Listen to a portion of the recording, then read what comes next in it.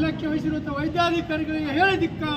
ನಿರ್ಲಕ್ಷ್ಯ ವಹಿಸಿರುವ ವೈದ್ಯಾಧಿಕಾರಿಗಳಿಗೆ ಹೇಳಿ ಧಿಕ್ಕಾರ. ನಿರ್ಲಕ್ಷ್ಯ ವಹಿಸಿದಂತಹ ಅಧಿಕಾರಿಗಳ ಮೇಲೆ ಕ್ರಮ ಆಗಲೇಬೇಕು.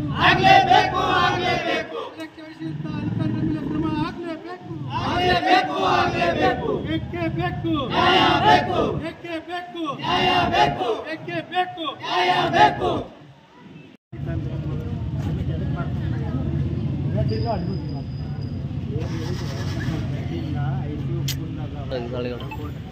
ಸರಿ ನಾವು ಹೇಳಿರೋದ್ರಿಂದ ನಾವು ಫೋನ್ ಮಾಡಿ ಸರ್ ICU ಫುಲ್ ಅದ ಎಲ್ಲರೊಂದು ಅಡ್ಜಸ್ಟ್ ಮಾಡಿದ್ರು ಸೀರಿಯಸ್ ಅದ ಅಂತ ಅಂತಂದಕ್ಕೆ ಬರೋದು ಒಂದು ಪೇಷಂಟು ಪೋಸ್ಟ್ ಆಫೀಸ್ಗೆ ಶಿಫ್ಟ್ ಮಾಡಿ ನಿಮ್ಮ ಪೇಷಂಟಿಗೆ ನಾವು ಶಿಫ್ಟ್ ಮಾಡಿದ್ವಿ.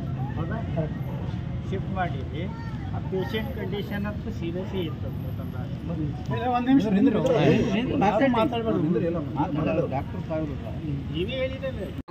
ನೀವು ಎಷ್ಟು ಗಂಟೆ ಬಂದಿದ್ದೀರಿ? ನಾವು 10-15 ನಿಮಿಷ ಬಂದಿದ್ದೇವೆ ಸರ್. ಇಲ್ಲೇ ಆಸರಾ ಕಾಲನಿ ಶೇಖೋಜ ಆಸರಾ ಕಾಲನಿ ಅಂತ ರೀ ತಂದೇವ್ರಿ ದವಾಖಾನೆಗೆ. ಸೀರಿಯಸ್ ಭಾಳ ನಾರ್ಮಲ್ BP ಹೆಚ್ಚ ಕಡಿಮೆ ಆಲತ್ತಿತ್ತು. ಬಿಚ್ಚೆ ಹೆಚ್ಚ ಕಡಿಮೆ ಆಗತ್ತ. ಮೇಡಮ್ ಏನಂದ್ರೆ ಹಿಂಗೆ ನಾರ್ಮಲ್ ಅದ ಎಲ್ಲ ಅದ ತೆಗೆಸ್ರಿ BP ಚೆಕಪ್ ರಕ್ತ ಚೆಕಪ್ ಮಾಡಿದ್ವಿ ಎಲ್ಲ ನಾರ್ಮಲ್ ಅದ ತಂದ್ರಿ. ಸರ್ ಫೋನ್ ಚೆನ್ನಾಗಿ ಏನಂದ್ರೆ ಪೇಷಂಟ ಒಂದು ಇದು ಕೊಡು ಅಂತಂದ್ರೆ ಏನಂತಾರೆ ಇದು ರೀ ಬೆಡ್ ಕೊಡು ನಾನು ಇಲ್ಲ ನಾರ್ಮಲ್ ಅದ ನಾಳೆ ಬರ್ರಿ ಇಲ್ಲಿ ನಾಳೆ ಕೊಡ್ತೀನಿ ನಿಮಗೆ ನಾನು ಫೋನ್ ಹಚ್ಚನ ಏನಂತ ಕೊಡ್ತೀನಿ ನಾನು ಮತ್ತೆ ಒಯ್ದೇವ್ರಿ ಒಯ್ಯನ ಅಲ್ಲಿ ಒಯ್ದೇವಿ 123 ನಂಬರ್ ಒಯ್ಯನ ರಕ್ತ ರಿಪೋರ್ಟ ಎಲ್ಲ ಚೆಕಪ್ ಮಾಡಿದೇವಿ. ಚೆಕಪ್ ಮಾಡೋಣ ಅವು ನಾವು ಇದು ತೊಗೊಂಬಲ್ಲಕ್ಕೆ ಹೋಗಿದ್ದೇವೆ ಬಿಲ್ ಹಾಕ್ಲಿಕ್ಕೆ ಹೋಗಿದ್ದೇವೆ. ಬಿಲ್ ಹಾಕೋ ಟೈಮಿಗೆ ಬರತ್ತನ ಡೆಡ್ ಆಗ್ಬಿಟ್ಟಾರೆ. ಮೇಡಮೇ ಕಾರಣ ಇದಕ್ಕೆ ಫಸ್ಟ್ ಯಾವ ನೋಡಲ್ಲ ಆ ಮೇಡಮೇ ಕಾರಣ. ನಾರ್ಮಲ್ ತಂದಾರೆ ಏನೂ ಆಗಿಲ್ಲವೇ ನಾರ್ಮಲ್ ಅದ ಒಯ್ದೆ ತಂದ್ರು ಮನೆಗೆ. ಒಯ್ಯನ ಇಲ್ಲ ಮೇಡಮ್ ನಾವು ಅಡ್ಮಿಟ್ ಮಾಡಿರಿ ಭಾಳ BP ಹೆಚ್ಚು ಕಡಿಮೆ ಇತ್ತು ಮೈ ತಣ್ಣಗಾಗ್ಯದ ಅಂತ ನಾವು ಹೇಳಿದಾರೆ. ಆಯ್ತು ಅವಾಗ ಇಲ್ಲಿ ಸರ್ ಫೋನ್ ಹಚ್ಚನ ಏನಂತಂದ್ರೆ 23 ಅಲ್ಲಿ ನಂಬರ್ ಹೋಗೋಣ ಅಲ್ಲಿ ಒಯ್ದನ ಇಲ್ಲಿ ಇನ್ನೊಂದು ಯಾವ್ದಲ್ಲ ರೀ ಒಳಗೆ ಅಲ್ಲಿ ಒಯ್ಯನ ಎಲ್ಲ ಏಕಿದು ಕಾಸ್ಟ್ಯೂಮ್ ರಕ್ತ ರಿಪೋರ್ಟ್ ಎಲ್ಲ ಇದು ಮಾಡತ್ತಂದ್ರಿ ಮಾಡೋಣ. ನಾವು ಈ ಕಡೆ ಹೋಗಿ ನಮ್ಮ ಅಣ್ಣ ರೇಷನ್ ಕಾರ್ಡ್ ತಲಕ್ಕೆ ಹೋಗ್ಯಾರಿ. ನಮ್ಮ ಮಕ್ಕಳು ನಮ್ಮ ಮನೆಯವ್ರು ಅಲ್ಲೇ ಇದ್ದಿರೋ ಬರತ್ತನ ಜೀವ ಹೋಗ್ಬಿಟ್ಟೆ ಸರ್. ಅದು 45 ವಯಸ್ಸು ಇತ್ತು ರೀ.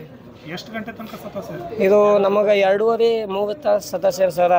ಇಲ್ಲಿ ಜೀವ ಹೋಗ್ಯದ್ರಿ ಅಲ್ಲಿ ಮ್ಯಾಗ ಐಸಿರ ಹೋಗೋಣ ಏನಂತ ಮ್ಯಾಗ ಜೀವ ಹೋಗೋಣ ಇನ್ನೂ ಜೀವ ಅದಾಗನ ಏನು ಹೇಳೋ ಸುಳ್ಳಂಗೊಳ್ಳ ಅಂತ ಹೇಳಿ ಉಲ್ಟಿ ಆಗ್ಯದ ನಿಮಗೆ ಅದು ಆಗ್ಯದ ಅಂತ ಹೇಳಿಬಿಟ್ಟೆ ಸರ್ ನಮಗೆ. ನಮ್ಮ ಹೆಸರು ಸಂತೋಷ್ ಜಮಾದಾರ್ ನಮ್ಮ ತಾಯಾರ ಆಗ್ಬೇಕು ರೀ.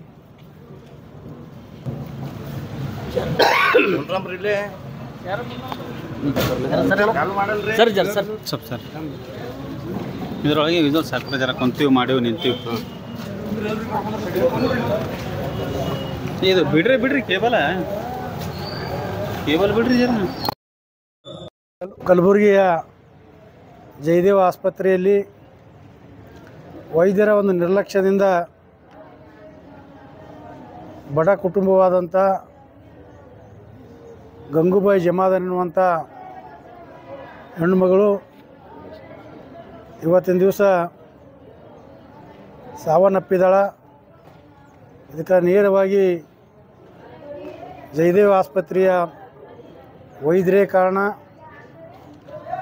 ಆ ಗಂಗೂಬಾಯಿ ಎನ್ನುವಂಥ ಒಂದು ಪೇಷಂಟ್ಗೆ ಬೆಳಗ್ಗೆ 10:30 ಗಂಟೆಗೆ ಇಲ್ಲಿ ತಂದು ಕ್ಯಾಜುಯಾಲಿಟಿದಾಗ ಚೆಕ್ ಮಾಡಿಸು ಅಂದರೂ ಕೂಡ ಅವರು ಅಡ್ಮಿಷನ್ ತೊಗೊಳ್ಳಾರ್ದೆ ಸುಮಾರು 2:30-3 ಗಂಟೆವರೆಗೆ ಅವರಿಗೆ ಕಾಯಿಸಿ ತದನಂತರ ನಮಗೆ ಫೋನ್ ಮಾಡಿದಾಗ ನಾವು ನಿರ್ದೇಶಕರಾದಂಥ ಡಾಕ್ಟರ್ ಉಮೇಶ್ ಅವರಿಗೆ ಫೋನ್ ಮಾಡಿ ಹೇಳಿದಾಗ ಅವರು ಇಲ್ಲಿ ಹೇಳಿದಾಗ ಆವಾಗ ಆ ಪೇಷಂಟ್ ತೊಗೊಂಡು ಹೋಗಿ ಟ್ರೀಟ್ಮೆಂಟ್ ಕೊಟ್ಟರು. ಆ ಟ್ರೀಟ್ಮೆಂಟ್ ಕೊಡುವಂಥ ಸಂದರ್ಭದಲ್ಲಿ ಅಲ್ಲಿವರೆಗೆ ಆ ಒಂದು ಹೆಣ್ಮಗಳಿಗೆ ತ್ರಾಸ ತಾಳಾರ್ದೇ ಪ್ರಾಣ ಬಿಟ್ಟಿದ್ದಾಳ. ಆ ಹೆಣ್ಣುಮಗಳ ಒಂದು ಸಕಾಲಕ್ಕೆ ಇವರು ಚಿಕಿತ್ಸೆ ಕೊಟ್ಟಿದ್ದೇ ಆದಲ್ಲಿ ಆ ಒಂದು ಬಡ ಜೀವ ಉಳಿತಿತ್ತು. ಇಂಥ ಒಂದು ದಿವ್ಯ ನಿರ್ಲಕ್ಷ್ಯದಿಂದ ಒಬ್ಬ ಬಡ ಕುಟುಂಬದ ಗಂಗೂಬಾಯಿ ಅನ್ನುವಂಥ ತಾಯಿ ತೀರ್ಕೊಂಡಿದ್ದಾಳ.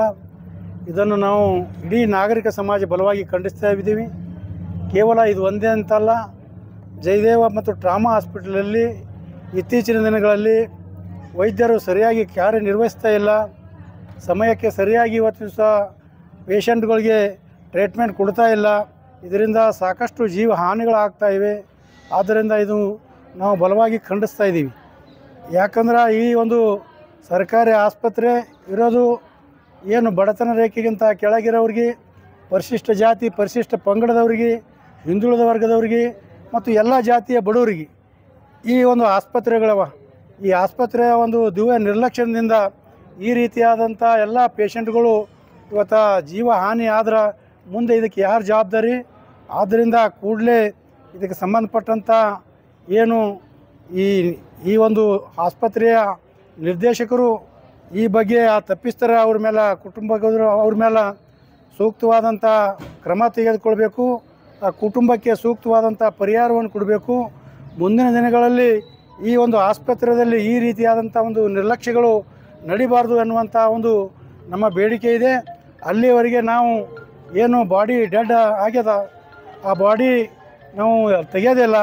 ಇದಕ್ಕೆ ಸಂಬಂಧಪಟ್ಟಂಥ ಮೇಲಾಧಿಕಾರಿಗಳು ಬರಬೇಕು. ಇವತ್ತಿನ ದಿವಸ ಬಂದು ಇಲ್ಲಿ ಆ ಒಂದು ಸ್ಪಷ್ಟೀಕರಣ ಕೊಡಬೇಕು. ಆ ಕುಟುಂಬಕ್ಕೆ ಪರಿಹಾರವನ್ನು ಕೊಡುವಂಥ ರೀತಿಯಲ್ಲಿ ಅವರು ವ್ಯವಸ್ಥೆ ಮಾಡಬೇಕು. ಈಗಾಗಲೇ ಇದಕ್ಕೆ ಸಂಬಂಧಪಟ್ಟಂತೆ ವೈದ್ಯಕೀಯ ಮಂತ್ರಿಗಳಾದಂಥ ಡಾಕ್ಟರ್ ಶರಣ್ ಪ್ರಕಾಶ್ ಪಾಟೀಲ್ ಅವರಿಗೂ ಕೂಡ ನಾವು ಮಾತಾಡಿದ್ದೀವಿ ಮತ್ತು ಡಾಕ್ಟರ್ ಉಮೇಶ್ ಅವರಿಗೂ ಕೂಡ ನಾವು ಮಾತಾಡಿದ್ದೀವಿ. ಅವ್ರು ಬರಬೇಕು, ಬಂದು ಸೂಕ್ತವಾದಂಥ ಒಂದು ನ್ಯಾಯ ಕೊಡಬೇಕು. ಇಲ್ಲವಾದಲ್ಲಿ ನಾವು ಈ ಒಂದು ಆಸ್ಪತ್ರೆ ಎದುರು ಪ್ರತಿಭಟನೆ ಮಾಡಿ ಮುಂದಿನ ದಿನಗಳಲ್ಲಿ ಈ ರೀತಿ ಘಟನೆ ಆಗಲಾರ್ದಂಗೆ ನಾವು ನೋಡ್ಕೋತೀವಿ. ಸರ್ಕಾರ ಕೂಡಲೇ ಸ್ಪಂದಿಸಬೇಕೆನ್ನುವಂಥ ಮನವಿಯನ್ನು ತಮ್ಮ ಮುಖಾಂತರ ನಾವು ಮಾಡ್ತಾಯಿದ್ವಿ.